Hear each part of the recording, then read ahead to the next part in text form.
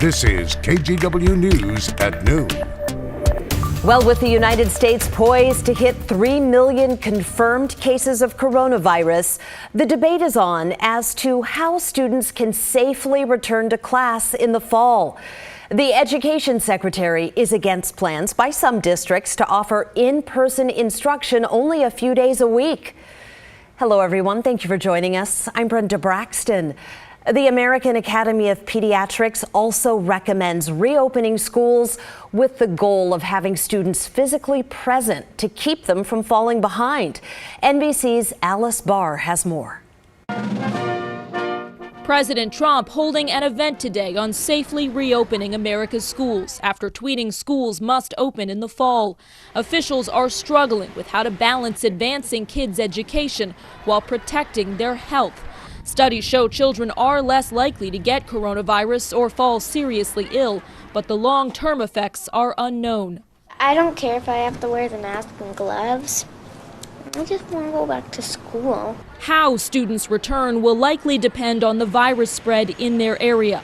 It's a deeply worrying prospect for parents and staff where cases are surging, though health experts say there are options. Modifying the schedules, separation of desks, wearing masks under certain circumstances. But any changes will cost money. The Senate's top Republican now saying he wants to include school funding in the next coronavirus relief bill. Everybody knows we can't get back to normal without going back to school.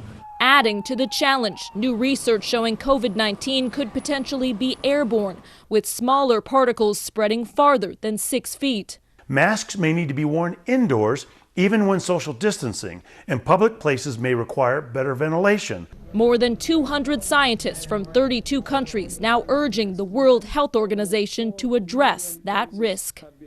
Colleges and universities are racing to come up with their own plans, with many offering online courses and limiting the number of students they'll allow on campus. Because of all the changes, some schools like Princeton University plan to reduce tuition this fall.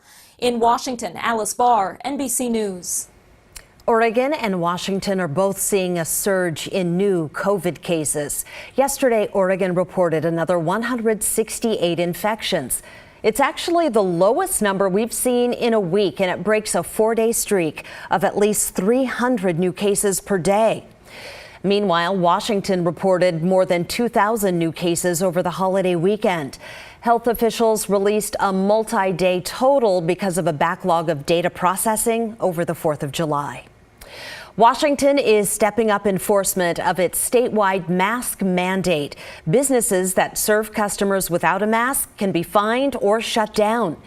In Washington, you must wear a mask when you're indoors in public. You also have to wear one outside if you can't socially distance. Oregon also requires face masks when you're indoors in public here. We do have an update on a deadly plane crash that happened in Idaho on Sunday. A Lake Oswego father and his 3 children were on board. Sean Fredrickson and his kids Hayden, Sophie, and Quinn were on a float plane when it crashed into another plane over Lake Coeur d'Alene. 2 of the kids were in the Lake Oswego School District. The district released a message this morning saying they're stunned and heartbroken by the news.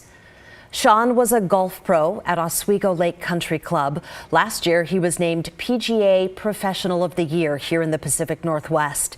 Greg McMurray is general manager of Tualatin Country Club, where Fredrickson worked for 14 years. Very committed to not just the game of golf and his job, but he had a passion for that industry, certainly second only to the passion he had for his children and his family. He committed a lot of time and effort to them. In addition to the family, 4 other people died. Recovery teams are searching the lake. The bodies and the wreckage are in 140 feet of water. Investigators say it could take months to determine what caused that crash. Yesterday, we showed you video out of Seattle. What happened early Saturday morning, definitely hard to watch. A car drives into protesters who had gathered on Interstate 5. One of the demonstrators was killed. Another with Portland ties is badly hurt. On the same day the driver was in court, Mike Benner spoke to a friend of the Portland victim who organized a GoFundMe that has already raised more than $70,000.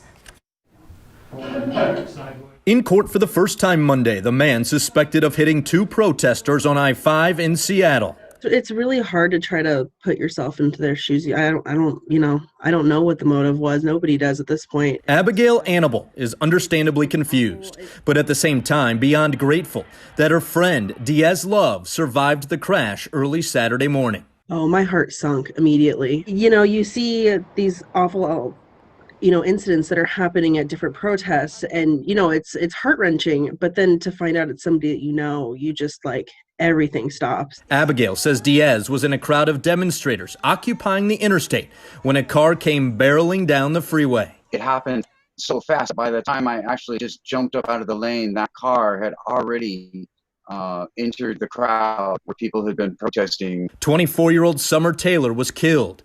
Diaz survived, writing on Facebook Sunday, "I'm alive and stable, in a lot of pain. I cannot believe Summer was murdered. If they thought this murder would make us back down, they are very wrong, very wrong." Diaz is very passionate. When they find something that they are just want to be involved in, they really do throw themselves completely into it. Abigail says before joining the Black Lives Matter movement in Seattle, Diaz was part of the demonstrations in Portland.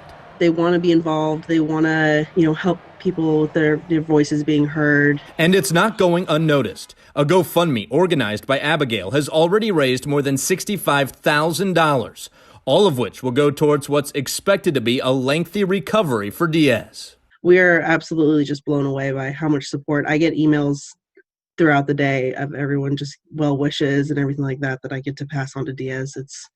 It's really overwhelming, but it's wonderful. As for the man accused in the horrific crash, he's sitting in the King County Jail, a judge setting bail at more than $1 million. The man's attorney saying this: The United States of America presumed innocent. And people jump to conclusions often these days. So we'll see. The suspect has not been formally charged. That could come Wednesday. Right now, he's being investigated for vehicular assault. In the meantime, you can find a link to Diaz Love's GoFundMe on our website, KGW.com. 7 men accused of yelling racist insults and taunting a black family at the Oregon coast will not face bias crime charges. This as we hear from the Lincoln County Police Chief, who shares some new details about the men's arrest over the holiday weekend. It happened on the 4th of July at a beach near the inn at Spanish Head. The chief says when officers confiscated illegal fireworks from the men, they tried to fight the officers. When police called for backup, the guys left and started harassing the black family. The men are accused of yelling racial slurs, giving Nazi salutes, and throwing firecrackers at the family. Police arrested the men, but they were released hours later. The chief says he's seen people online upset that the group wasn't held longer. Here's his response to that. The state has right now is the COVID restrictions that have been created in our local jails and prisons. Inciting a riot is a Class C felony. The jail currently is only considering lodging individuals that are being charged with Class A and Class B felonies in person crimes. The men are facing various charges, including harassment, but the Lincoln County DA says at this point, he does not expect to file bias crime charges. In a statement he wrote, under Oregon law, a bias crime must include offensive physical contact, destruction of property, or the threat of serious physical injury. In this case, he wrote, police prevented those things from occurring. New at noon, we are getting a look at plans to expand shopping at Washington Square Mall. The Tigard Planning Commission has approved the project. It would demolish the empty Sears store and build a movie theater, a hotel, restaurants, and retail and office space. But you guessed it, because of COVID-19, that project is on hold today. No word yet when construction could begin.